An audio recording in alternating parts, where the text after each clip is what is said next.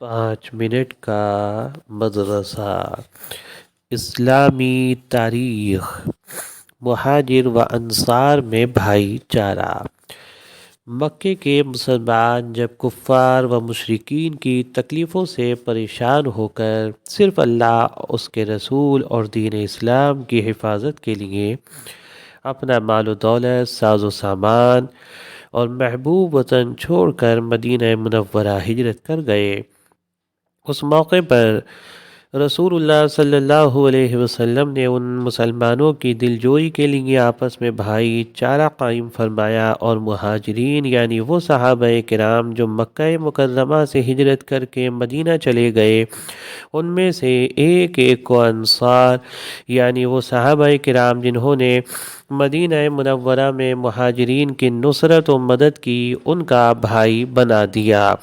انصار نے اپنے مہاجر بھائیوں کے تعاون اور عزت و احترام میں بڑھ چڑھ کر حصہ لیا اور ان کے ساتھ ہمدردی و محبت، ایثار و قربانی اور مہربانی و حسن سلوک کی ایسی بہترین مثال پیش کی کہ آج تک پوری دنیا مل کر اس جیسی مثال پیش نہیں کر سکی۔ مال و دولت، زمین و باغات، بلکہ ہر چیز میں ان کو شریک کر لیا، مگر مہاجرین نے بھی انصاری بھائیوں کا ہر معاملے میں ساتھ دیا اور اپنی روزی کا بذات خود انتظام کرنے کے لیے تجارت وغیرہ کا پیشہ بھی اختیار کیا۔ بہرحال یہ رشتہ مواخات یعنی بھائی چارہ اسلامی تاریخ میں اتحاد و اتفاق اور قومی یکجہتی کی ایسی مثال تھی جس نے رنگ و نسل، ملک و وطن اور تہذیب و تمدن کے سارے فرق کو عملی طور پر ختم کر ڈالا۔ اللہ کی قدرت۔ پرندوں کی پرورش۔ چمگادڑ کے علاوہ تمام پرندے انڈے دیتے ہیں، وہ ان پر بیٹھ کر حرارت و گرمی پہنچاتے ہیں، پھر کچھ دنوں کے بعد ان انڈوں سے بچے نکل آتے ہیں۔ ان چوزوں کی غذا کے لیے اللہ تعالیٰ نے بے شمار کیڑے مکوڑے پیدا کر دیے جن کو پکڑ کر پرندے اپنے بچوں کے منہ میں ڈال دیتے ہیں۔ جب ان کے جسم پر پر نکلنے لگتے ہیں تو پرندے بڑی آسانی کے ساتھ خود بخود اڑنا سیکھ جاتے ہیں۔ آخر ان پرندوں کو انڈوں سے بچے نکالنے، پرورش کرنے اور اڑنے کا سلیقہ کون سکھاتا ہے؟ بے شک اللہ تعالیٰ ہی نے اپنی قدرت سے ان کی پیدائش اور تربیت و پرورش کا انتظام فرمایا ہے۔ ایک فرض کے بارے میں۔ نماز میں سورہ فاتحہ پڑھنا۔ حضرت عبادہ رضی اللہ عنہ سے روایت ہے، رسول اللہ صلی اللہ علیہ وسلم نے ارشاد فرمایا، جس نے نماز میں سورہ فاتحہ نہیں پڑھی اس کی نماز کامل نہیں ہوئی۔ بخاری۔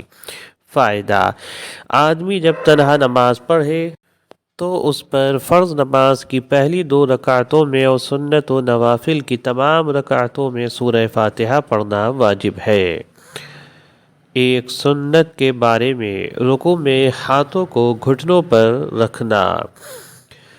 حضرت ابو حمید رضی اللہ عنہ کہ رسول اللہ صلی اللہ علیہ وسلم جب رکوع فرماتے تو دونوں ہاتھوں کو گھٹنوں پر اس طرح رکھتے جیسے گھٹنوں کو پکڑے ہوئے ہوں، اور دونوں ہاتھوں کو تھوڑا موڑ کر پہلوؤں سے الگ رکھتے تھے۔ ترمذی۔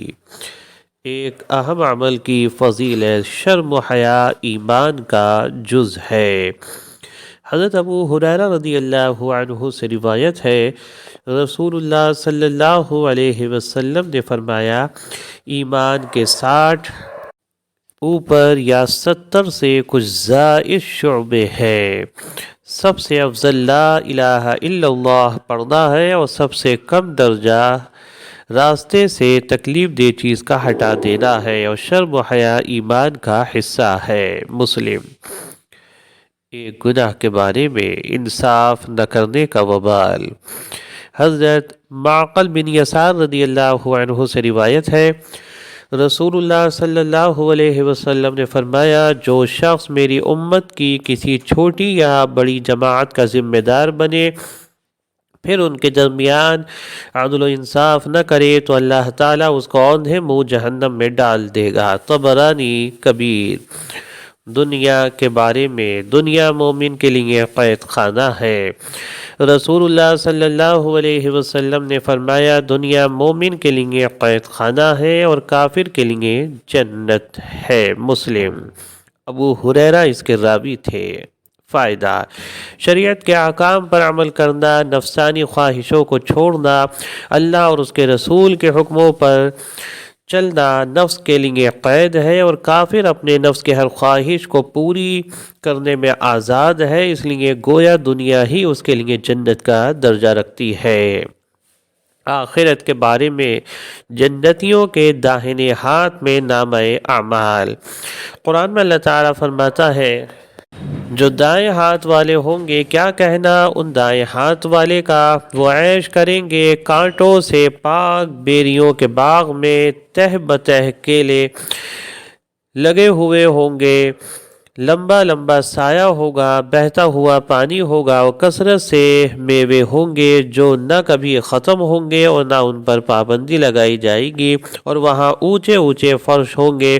ہم نے وہاں کی عورتوں کو خاص طور پر بنایا ہے، ہم نے ان کو کنواریاں، شوہر سے محبت کرنے والی اور ہم عمر بنایا ہے۔ یہ سب چیزیں داہنے ہاتھ والوں کے لیے ہیں۔ سورہ واقعہ آیت نمبر 27 تا 38۔ طب نبوی سے علاج۔ عجوہ کھجور سے زہر کا علاج۔ حضرت ابو ہریرہ رضی اللہ عنہ سے روایت ہے، رسول اللہ صلی اللہ علیہ وسلم نے فرمایا عجوہ جنت کا پھل ہے اور اس میں زہر سے شفا ہے۔ ترمذی۔ قرآن کی نصیحت۔ قرآن میں اللہ تعالیٰ فرماتا ہے اللہ تعالیٰ عدل و انصاف اور اچھا سلوک کرنے کا اور رشتہ داروں کو مالی مدد کرنے کا حکم دیتا ہے، اور بے حیائی، ناپسند کاموں اور ظلم و زیادتی سے منع کرتا ہے۔ وہ تمہیں ایسی باتوں کی نصیحت کرتا ہے کہ تم ان کو یاد رکھو۔ سورہ نحل آیت نمبر 90۔